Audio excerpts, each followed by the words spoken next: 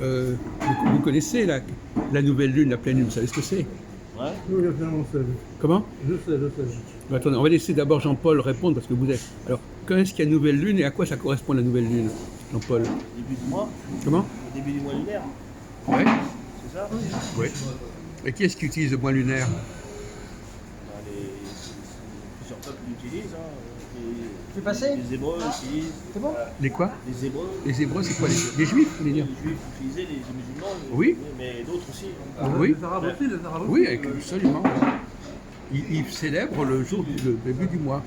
Alors, c'est déterminé par quoi le début du mois? Il m'a laissé un message. C'est sur le... Enculé. Pratiquement, c'est le Il appelle jour pour où dire ça, François, il est grave. on voit pas Ça la l'avait lune. fait? Oui, c'est ça, oui. Ou plus exactement, c'est le jour où on commence à voir la lune. On commence à voir la lune. On voit un filet de lune. C'est pareil. On voit un tout petit croissant de lune. C'est pareil. C'est pour ça que les musulmans parlent d'un croissant. C'est le tout début. Il y avait même autrefois un observateur qui regardait à quel moment il y aurait un tout petit filet de lune. Et c'était le début du mois. C'est en 28 jours. Ouais. Alors la pleine lune, elle est au bout de combien de temps la pleine lune? Elle est symétrique, c'est tout. Comment? Elle est symétrique, elle est au bout de 14 jours. quoi. Voilà. C'est au milieu. Oui. Non, mais je sais bien, mais quand j'ai posé la question à Christophe, il n'a pas répondu. C'est pour ça que je vous dis, il y a toutes sortes de niveaux. Bon. Et ensuite, il y a encore 14 jours jusqu'à la fin. Jusqu'à la nouvelle lune suivante. Oui.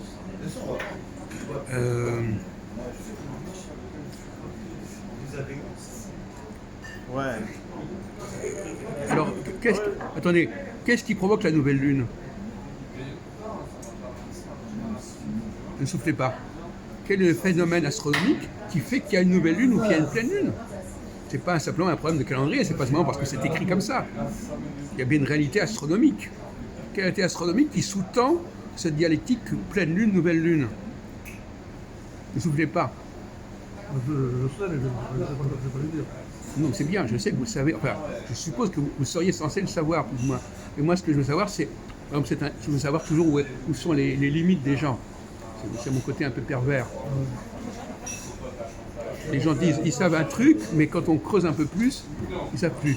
J'ai pas trop l'astronomie. Hein. Oui, mais il y a quand même des limites. Alors, donc, finalement, vous nous dites très clairement que le début du mois est déterminé par la nouvelle lune. Mais si je vous demande qu'est-ce que c'est que la nouvelle lune, vous ne savez pas. À part le fait que vous savez qu'on voit plus la lune. Ouais, Mais qu'est-ce qui en... dans les cryptiques de... Non, c'est pas un problème d'écliptique. On peut le dire quand même. Non, mais patientez, mon vieux, patientez. Ce qui est intéressant, c'est quand les gens réfléchissent. Il va trouver, d'ailleurs, Jean-Paul, il va certainement trouver. Il y a la Lune. Bon, Tu as fait de l'astronomie quand même. Non, Si. mais j'ai regardé tous sur Orbite, mais ça fait longtemps, tu sais, l'animation là en plusieurs épisodes sur ce qui concerne l'astronomie. Justement, donc ça, vous devriez savoir ça. C'est pas l'astrologie, c'est l'astronomie. Ça. Attendez, excusez-moi. Alors, d'abord, premièrement, vous avez dit, alors, le calendrier qui s'occupe de la nouvelle lune, il s'appelle comment le calendrier? Lunaire. Solilunaire. Solilunaire. Solilunaire, mon vieux. Donc, solilunaire, ça veut dire qu'il y a un rapport entre le Soleil et la Lune. D'accord. C'est pas lunaire, c'est solilunaire. C'est parce que le soleil arrive et éclaire la lune en fait, c'est ça. D'une certaine manière, on l'a fait apparaître, c'est pour ça qu'on la voit. Ben non, en l'occurrence, quand c'est la nouvelle lune, il n'éclaire pas. Non mais mais c'est le soleil qui permet ce phénomène. Oui, c'est ça, c'est ce qu'il fallait répondre. C'est le facteur solaire qui va produire le passage de la nouvelle lune à la pleine lune. Ouais, ah ouais. Vous saviez pas ça? Si, mais Vous le saviez ça, Oui, je machin? sais, c'est la Lune qui passe devant le Soleil, ou bien le Soleil qui passe devant la Lune. C'est tout. Dans un cas, je veux dire, c'est le Soleil qui passe devant la Lune, et dans l'autre cas, c'est la Lune qui passe devant le Soleil. Alors je te laisse deviner les deux cas, mais enfin... dans les deux cas, c'est pareil. Non, Alors, non, parce qu'en fin de compte, c'est ce qu'on appelle la syzygie. Quoi, là? La syzygie. bon, je sais pas. Alors la syzygie, quand la nouvelle lune, c'est quand il y a une conjonction entre la lune et le soleil. Et la pleine lune, la nouvelle lune, c'est conjonction soleil-lune, et la pleine lune, c'est opposition soleil-lune. Voilà. Voilà la terminologie. Et ça s'appelle Non, la mais je suis sysie, d'accord. parce que dans les deux cas, ils sont dans l'alignement. C'est-à-dire que c'est pareil, quelque part. Sysie, ça veut dire, ça vient du grec si, qui veut dire en même temps. Donc, la nouvelle lune, c'est quand le soleil et la lune sont dans le même prolongement sur l'écliptique, si vous voulez, dans le zodiaque. Mais la pleine lune aussi, sauf qu'ils sont à l'opposé. Et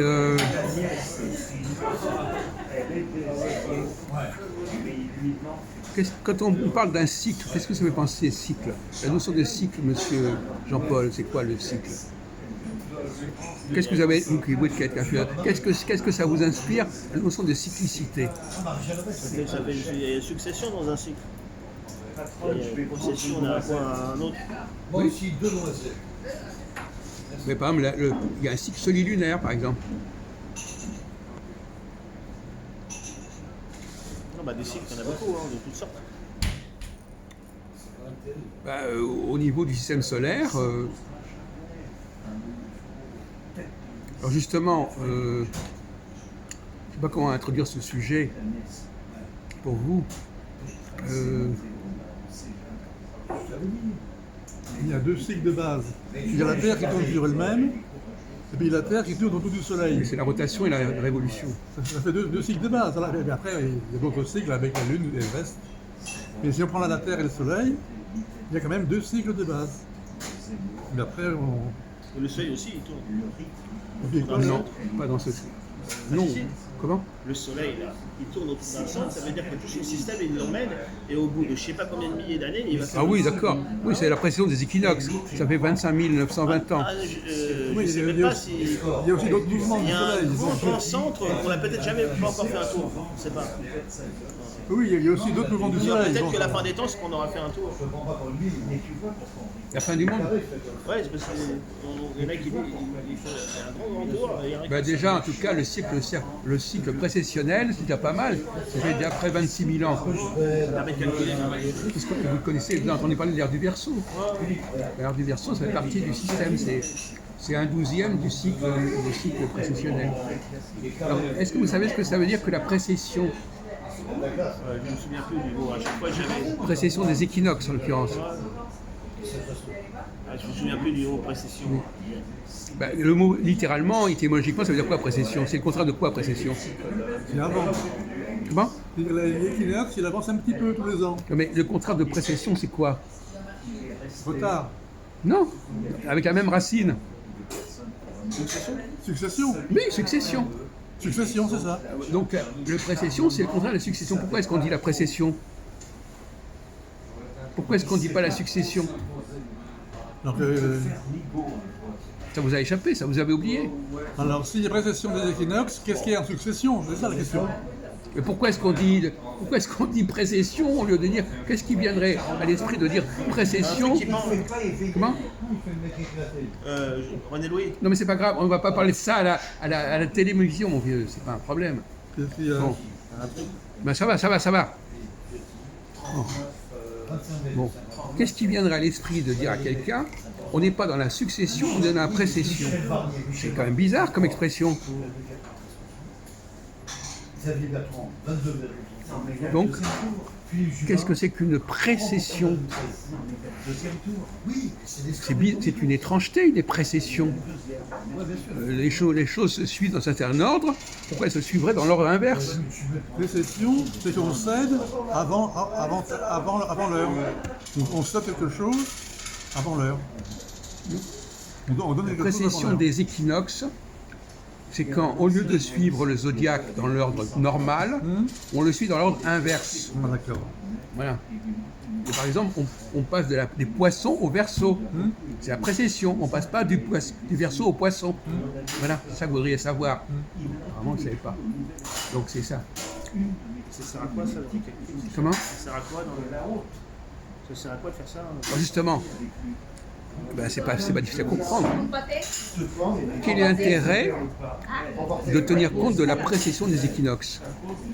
Eh bien, ça concerne la question de Pâques, par exemple. De Pâques.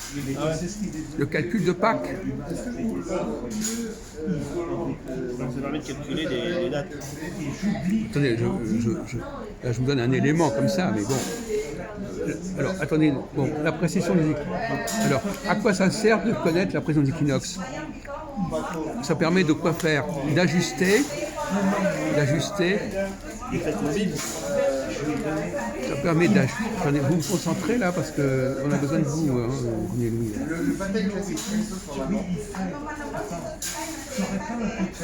Pourquoi est-ce qu'on a, à votre avis, on pose une question, qu'est-ce qui a fait qu'on a découvert la précision des équinoxes? Pourquoi est-ce qu'on s'est aperçu qu'il y avait un problème avec les équinoxes? Avec le printemps, par exemple. Puisque Pâques, ça correspond au printemps.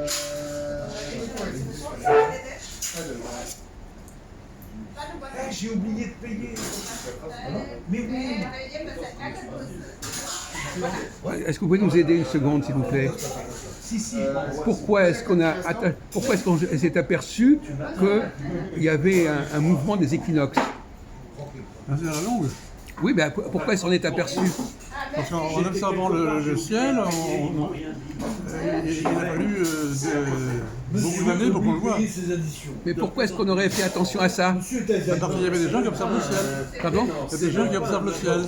Mais qu'est-ce qu'ils veulent? Ils consignent. Il y a des gens qui observent le ciel, et puis, depuis longtemps, et puis ils consignent sur des livres. Mais pourquoi ils observent le ciel à ce niveau-là? Quel était le repère dont il fallait tenir compte? Vous tournez autour du pot, là, mon vieux. J'observe le ciel. Pourquoi faire? Pour faire des prévisions. Et ils observent le ciel pour prévoir les éclipses. C'est ça le but du jeu. Et il fallait, à Babylone... Alors, observer les éclipses, ça n'a rien à voir avec la précession des équinoxes. Si, mais on demandait aux astronomes de prévoir les éclipses. Et pour les prévoir, ils avaient des registres et ils consignaient les observations pendant des années. On ne vous parle pas de ça. On vous parle quelle était la raison qui faisait qu'on avait attaché de l'importance à la précision des équinoxes. Bon. C'était pour ne pas perdre le contact avec quoi? Avec les saisons. Avec les saisons. Bien sûr. Voilà. Donc, on a attaché de l'importance aux saisons. Oui. Et il y avait des étoiles qui ne correspondaient plus. Si on dit par exemple, au moment où le printemps commence, à telle époque, il y a eu telle étoile, eh bien, quelques dizaines d'années plus tard, c'était plus la même étoile. Seulement 10 ans ou en plus, non? Non, mais déjà... Facilement 100 ans. Bien sûr, non, mais j'ai dit 10 ans, je pourrais dire 100 ans ou 200 ans. Mais pour être dans le vraisemblable, etc. Donc on s'apercevait que c'était plus la même étoile, et c'est là qu'on a découvert la précession des équinoxes. Si on ne s'était pas intéressé aux relations entre les saisons et les étoiles, on n'aurait jamais compris la précession des équinoxes. C'est ça qu'il faut comprendre. Et alors, quel est l'intérêt? Donc là, on parlait de Pâques. Pourquoi est-ce qu'on attache de l'importance à Pâques? Au fait que ça ait lieu. Les musulmans, ils ne font pas attention, eux, comme vous le savez. Ils sont lunaires complets, il n'y a pas de solaire. Donc, voilà, ils n'essayent pas de se relier les musulmans n'essayent pas de se relier aux saisons, au mouvement des saisons. Le ramadan peut avoir lieu en janvier, et puis plus tard, au mois de février, au mois de mars, etc. Alors que la Pâques, c'est toujours au même moment, toujours au printemps. Donc ça veut dire qu'on a... Comment ? Oui, mais on voulait absolument ne pas décrocher entre les saisons et le firmament, les étoiles.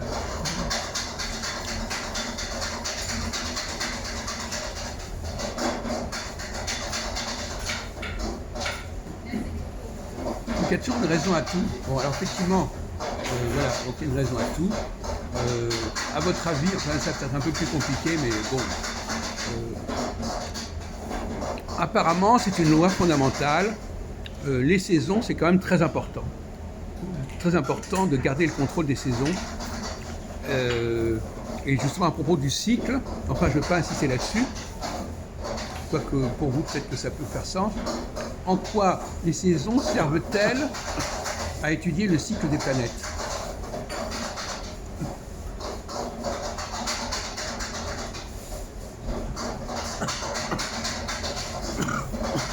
Eh ben, quand même, il y a des planètes qui ont un cycle inférieur à l'année et d'autres ont un cycle supérieur à l'année.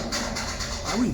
Oui, oui, non mais oui, c'est pas moi qui veux dire le contraire, mon vieux. Hein. Simplement, je ne suis pas sûr que la réponse soit tellement intéressante, mais ça, c'est un fait. C'est pas en train, c'est pas vous qui m'apprenez ça quand même. Mais à quoi sert-il, en quoi les saisons servent-elles à étudier le cycle des planètes? Et ça, c'est bon. Tout simplement. Par exemple, prenons le problème. La Lune, elle permet de. Le soleil lunaire, ça permet de dire. Comme les semaines, à votre avis, est-ce qu'il y a un rapport entre les semaines, les 4 semaines d'un mois? Est-ce que c'est un rapport avec la Lune et le soleil? Je demande à ma chère. Ah ouais, c'est un rapport.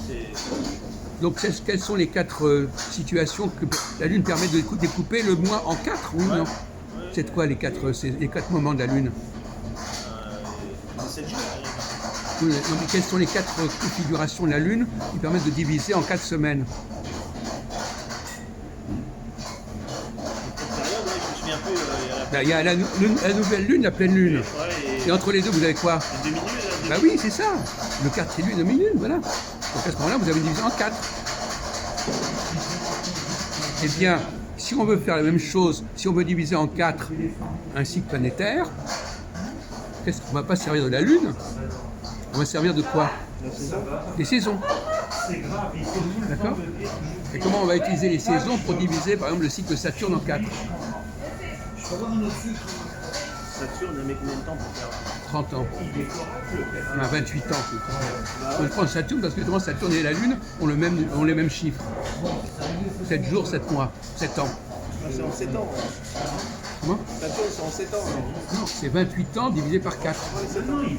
Chaque période de Saturne est 7 ans, et pour chaque période de la Lune est 7 mois, 7 jours. Donc si on veut appliquer le rapport solilunaire aux planètes, eh bien on va étudier comment on va faire pour diviser en 4 le cycle d'une planète. Qui est là? Qu'est-ce qui... Vous le connaissez? Saïd. J'ai même pas vu. Saïd. Oui, il faut fixer un point de départ et en même temps, on va commencer où, c'est ça? Il y a le point de départ et le point d'arrivée, c'est le même. Oui. Alors, par exemple, là, on va choisir quoi comme point de départ?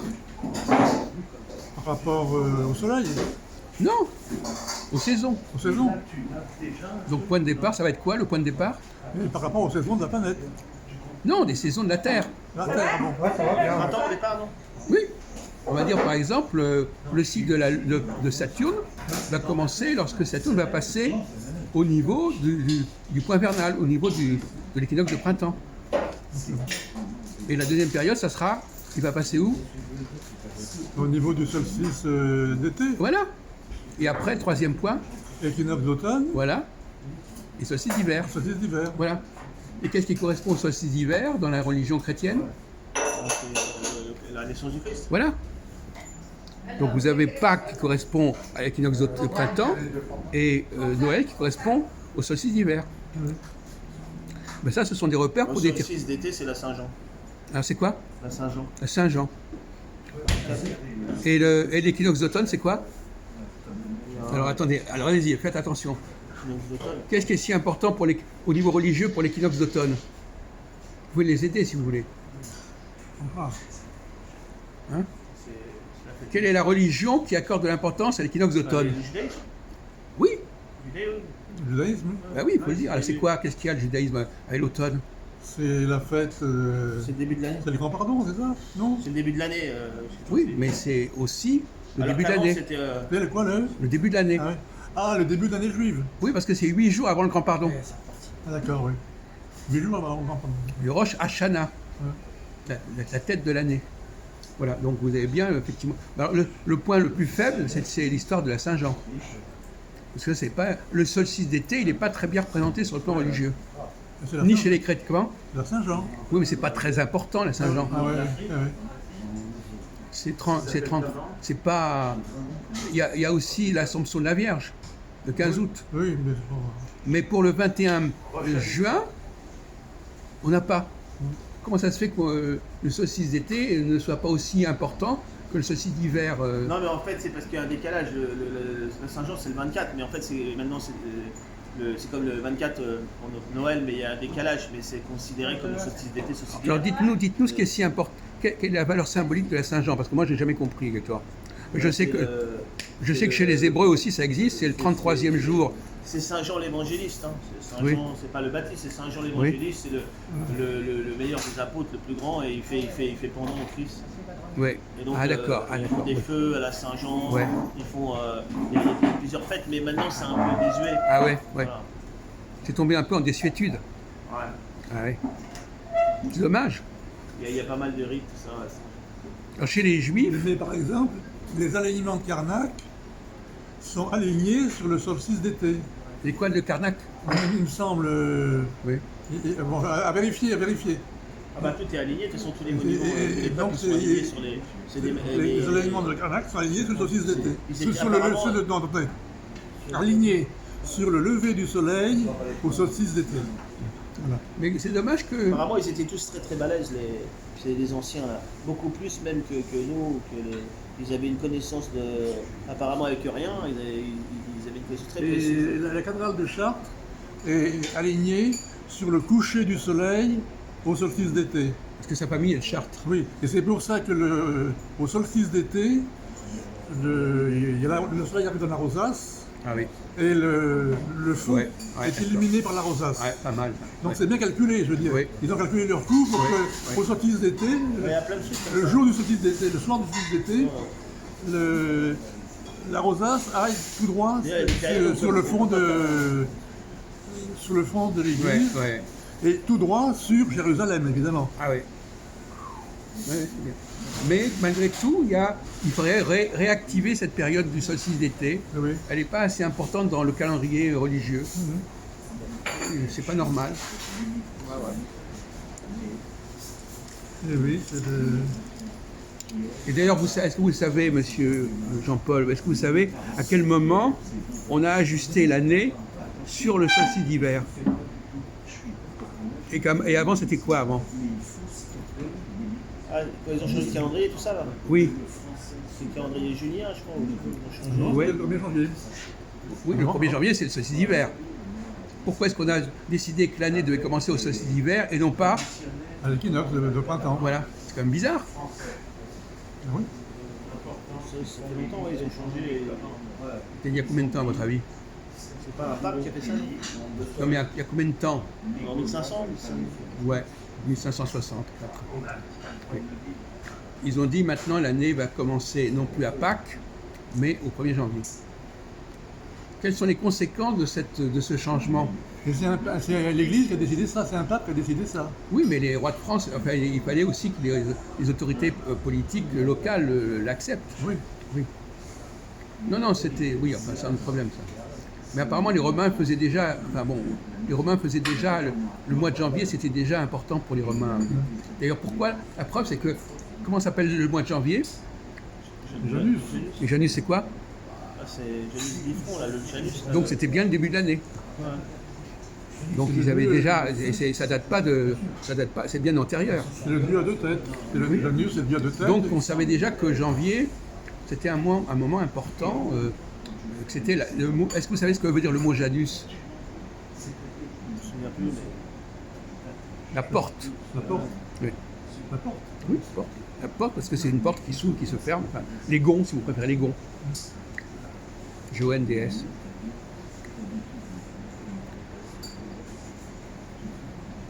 Ouais, Alors, quels sont les inconvénients, quels sont les effets pervers de ce changement de fixation de millésime? Par exemple, quand vous lisez une date, par exemple 1530, est-ce que vous savez si c'est... Est-ce que vous savez, pour nous, c'était 1530 ou c'était pas c'est toujours 1530? est-ce que ce qui est 1530 pour les gens de l'époque, c'est 1530 pour nous?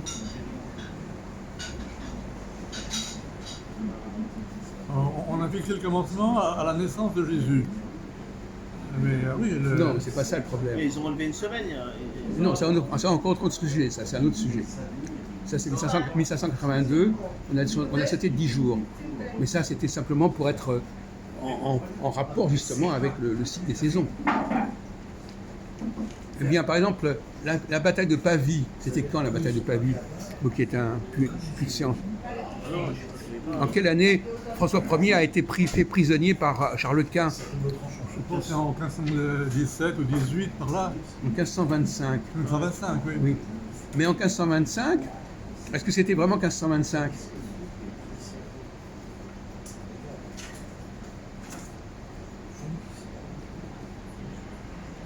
Est-ce que c'était 1525 ou 1524? Ah, bonne question. Mais mes questions sont toujours très bonnes. Oui, parce que est-ce que le point de départ du calendrier, c'est l'année 1 ou l'année 0? Non, mais c'est... Oui, comme ça, je ne vais pas trop loin, pas aller si loin que ça. À quel moment l'année a changé de millésime? Est-ce qu'en quel moment on est entré en l'année 1525? Elle a changé On a tout dit là, on vous a donné tous les éléments. Elle a changé à l'équinoxe de printemps. Voilà. Oui. Et donc, les mois qui ont précédé l'équinoxe de printemps, C'était 1524. voilà. Et donc pour nous, le mois de janvier, c'est 1525. Ah oui. Mais pour eux, c'est 1524. Ah ouais. Parce que nous, on raisonne. Les historiens ils tiennent compte de ces changements. Comment? Ah bah bien entendu. Elle- Ah, ils ne elle- sont pas idiots. Elle a eu lieu quel mois la bataille de Pavie alors, à quel mois de l'année? Justement, début 1525. Ah oui, alors donc il y a... Et donc début 1525, pour eux, c'est 1524. Ah oui. Et donc, quand on dit dans les livres d'histoire Pavie 1525, c'est vrai de notre point de vue, mais pas à l'époque.